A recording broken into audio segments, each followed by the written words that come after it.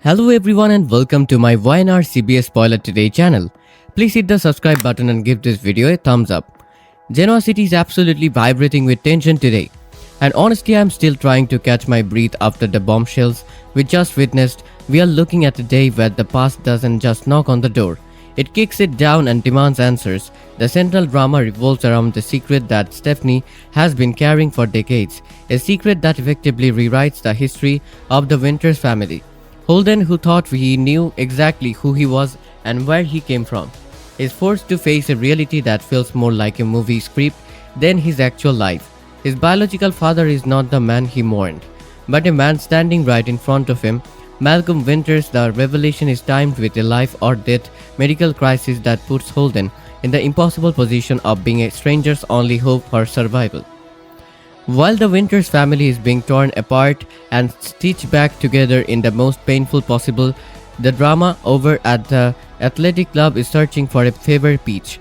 Phyllis Summers is doing what she does best, inserting herself into places where she isn't wanted, while Kane Ashby is fueled by a level of spite that is honestly a little terrifying to watch. They're clashing over business, revenge, and mutual loathing, but underneath it all, there is a lingering connection to Lily Winters that is pulling everyone into the same orbit of chaos. It is a day of rejection, shock, and the kind of emotional devastation that only the young and the restless can deliver. We are seeing legacy characters like Malcolm and Lily face hurdles they never saw coming, while newcomers like Holden are thrown into the deep end of the Genoa City pool without a life jacket. The episode opens with an atmosphere that is heavy with unspoken words at the athletic club. Malcolm is sitting with Lily, and you can just see the weight of the world on his shoulders. He is being incredibly stubborn. Even for a Winters man, he tells Lily that he is sorry, but not really sorry, for the way he handled his recent confrontation with Kane. He gets right in his face, and honestly, you can't blame him given their history. Malcolm reminds Lily that he isn't the only one who had an issue with Kane. Neil hated him too. It's such a sharp, stinging reminder of the family patriarch and the standards he held. Lily, ever the peacemaker but clearly exhausted by the drama, decides to let that comment slide. She is more focused on the terrifying reality of Malcolm's health. She assures him that her lips are sealed. She won't tell Devon or Nate anything about what he's disclosed to her. But then she asks the question that we were all thinking. Does anyone else know about your diagnosis? The silence that follows is deafening because Malcolm is a man who likes to handle things on his own, even when his life is literally on the line. Meanwhile, the scene shifts to the cozy familiar setting of crimson lights, but the mood is anything but comfortable. Stephanie is sitting with Holden, and the poor guy is clearly bracing for impact. He is reminiscing about the man he thought was his father, Jerry Novak, and mentioning how Jerry died young of a heart attack. You can see the wheels turning in Holden's head. He thinks this conversation is going to be about his own genetic predispositions or perhaps some lingering health concerns. He is wondering what on earth his mother could have to tell him that requires this level of gravity. He is completely unprepared for the earthquake that's about to hit his entire foundation. Back at the club bar, the energy shifts from somber to high voltage vitriol. Phyllis is absolutely nattering away to Kane, trying to find a chink in his armor. She wants to know who he is targeting for revenge. But Kane is playing it cool. He is not about to give her any satisfaction. He taunts her, suggesting maybe it's you. It's such a classic Kane move, and Phyllis of course bites. They start bickering at length, and honestly the dialogue is biting. Kane mocks her off for her self-importance, telling her she thinks she's a much bigger deal in this town than she actually is. He goes for the jugular, telling her that nobody respects her, and even worse, that her own kids are disgusted with her. He labels her the most hated person in town. It's a brutal assessment, and for a second, you see the flicker of pain in Phyllis' eyes before she masks it with her usual bravado. Kane tries to walk away, done with the conversation, but Phyllis is like a dog with a bone. She persists, following him, refusing to let him have the last word.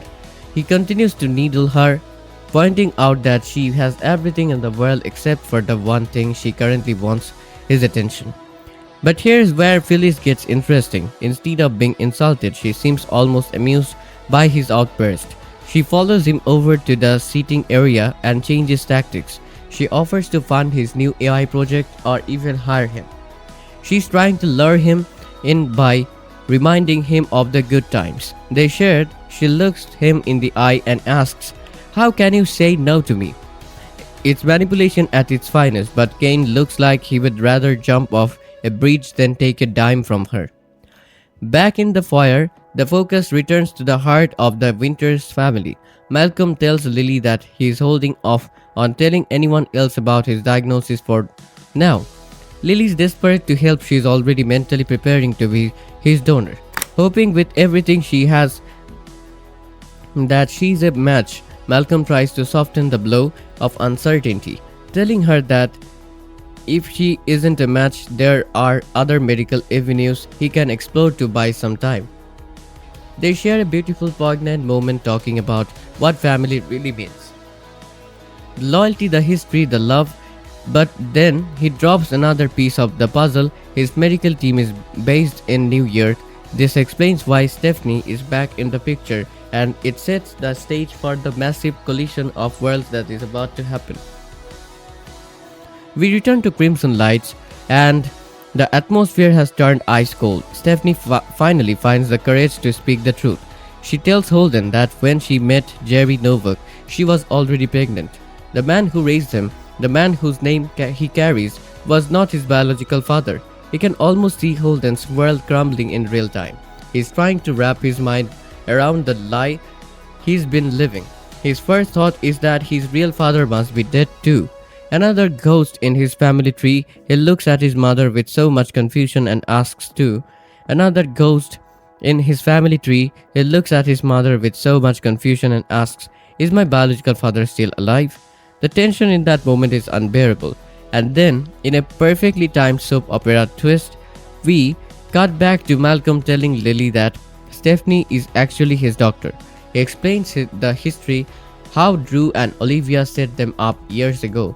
It's a callback to the golden era of the Winters family, adding so much weight to the present. Lily is so eager to get tested, so ready to save her father, but Malcolm is cautious.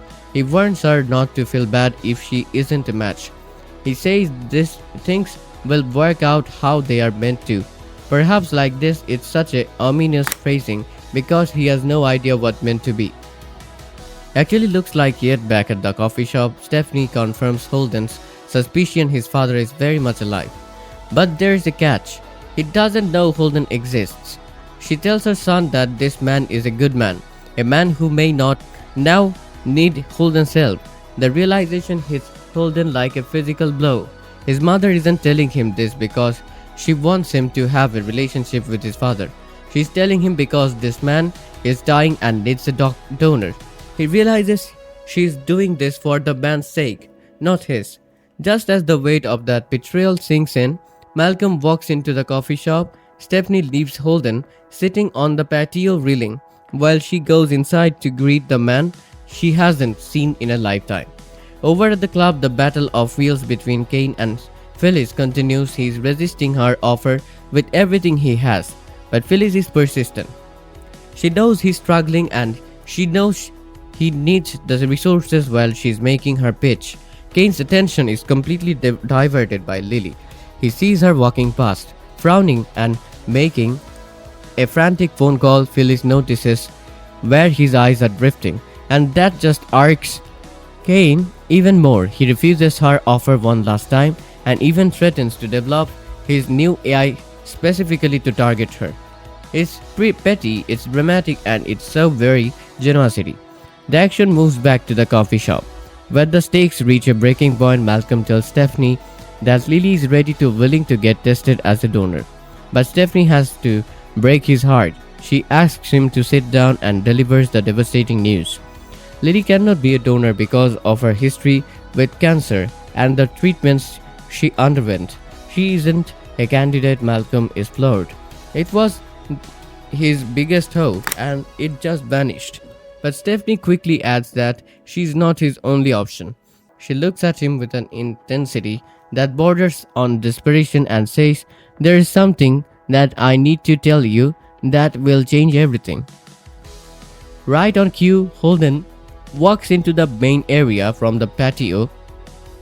Stephanie sits them both down, the two most important men in her life who don't even know each other. She introduces Holden as a wonderful young man. But she doesn't stop there. She cuts straight to the chase, her voice trembling but firm. She declares, "He is my son, Malcolm, and yours?" The world stopped spinning. "Malcolm, and he's yours too." The look on Malcolm's face is a mix of pure shock and a strange kind of recognition. Stephanie explains that when she left Genoa City all those years ago, she was already carrying his child. The residency in New York was her escape, her time to think and figure out life. By the time she could have reached out, Malcolm had already started his life with Olivia. She made the choice, the wrong choice. Many would say not to tell him. Malcolm is forced to sit there and listen to her excuses, to her justifications for keeping his son away from him for 2 decades. Holden, meanwhile, is trying to process the fact that this stranger is his father, but he's also focused on the immediate crisis. He asks why Malcolm needs his help. Malcolm hesitates. He's a proud man, and telling a son he just met that he needs a part of his body to survive is a lot to ask.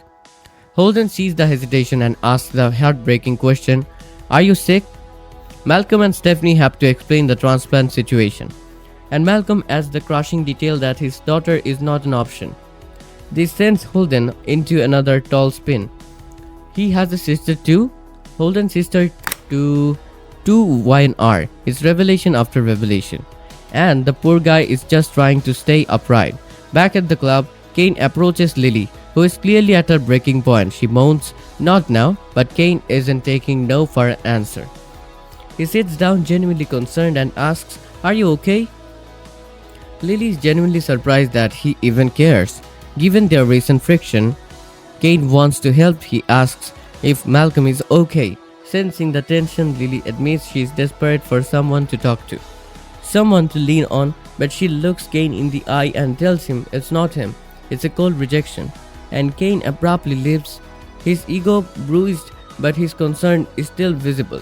Lily immediately calls a doctor to follow up on the testing, all while Phyllis watches from across the room like a hawk, sensing the blood in the water.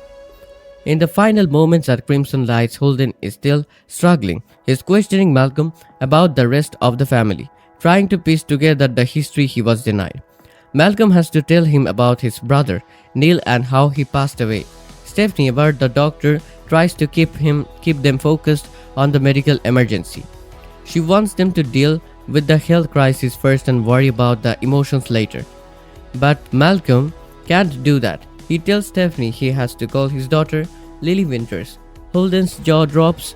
He knows Lily. He's bowled over yet again by the smallness of the world and the complexity of his new family tree. Stephanie is shocked to find out that her son already knows Lily. Holden confirms it, mentioning the portrait of Neil at the club.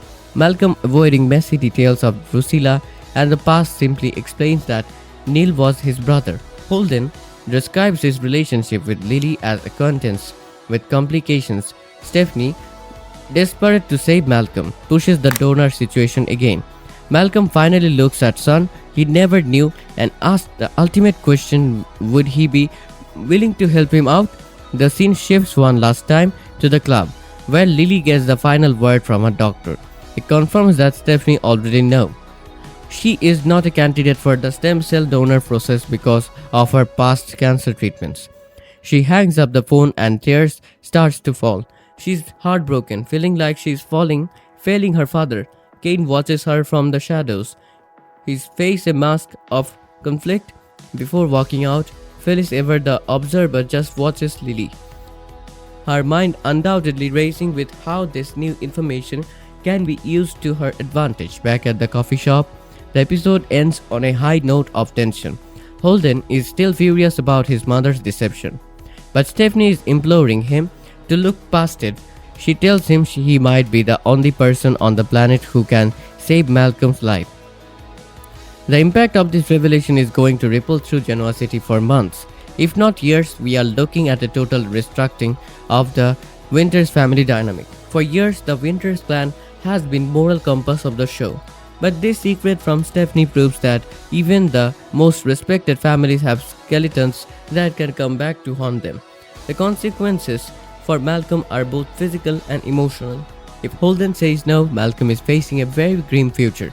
But even if Holden says yes, the relationship between them is starting from a place of obligation and drama, not love. That is a very shaky foundation for a father-son brand.